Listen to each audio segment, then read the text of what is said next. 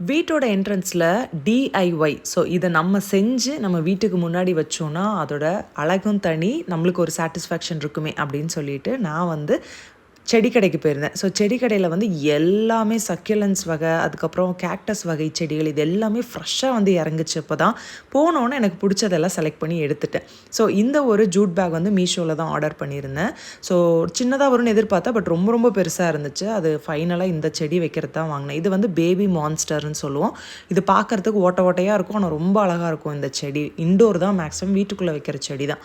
அதுக்கப்புறம் இந்த ஒரு செராமிக் பாட் வாங்கிட்டு இந்த ஜிஜி பிளான்ட் வந்து ஏர் பியூரிஃபை பண்ணக்கூடிய ஒரு பிளான்ட்.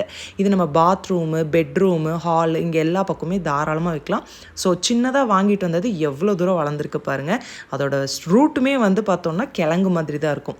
ஸோ ஃபைனலாக வந்து என்னோட ஐடியா என்ன அப்படின்னா, இந்த ஒரு சக்யுலன்ஸ் இதெல்லாமே வச்சு அழகாக ஒரு பவுல் ரெடி பண்ணலாம் அப்படின்ட்டு கிளாஸ் பவுல் வந்து நான் ஆல்ரெடி வாங்கிட்டேன். ஸோ ஃபஸ்ட் லேயராக வந்து பார்த்தா கொக்கோபிட், அதுக்கப்புறம் மண், இது ரெண்டும் கலந்த கலவையை ஃபஸ்ட் லேயராக போட்டாச்சு.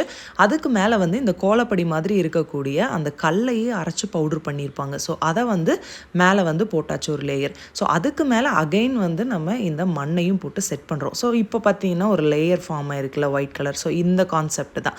அதுக்கப்புறமா வந்து திருப்பியும் நம்ம வந்து மண் போடுறோம்.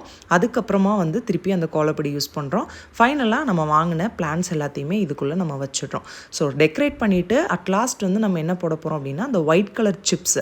ஸோ இது வந்து பார்த்தா ரொம்ப குட்டி குட்டியாக இருக்கும், அழுக்காக இருந்தது. ஸோ தண்ணியில் வாஷ் பண்ணி கொஞ்சம் ட்ரை பண்ணி அப்படியே போட்டிருக்கேன். காயும் போது அழகாக வந்து உதிரி ஆகிடும். ஸோ ஃபைனலாக வந்து இப்படி தான் நான் செலக்ட் பண்ணியிருந்தேன். இது என்ட்ரன்ஸில் வச்சோன்னா ரொம்ப அழகாக இருக்குமே அப்படின்னு சொல்லிட்டு டெக்கர் பண்ணேன். ஸோ எப்படி இருந்துச்சு அப்படின்னு கமெண்ட் பண்ணுங்கள். பாய்.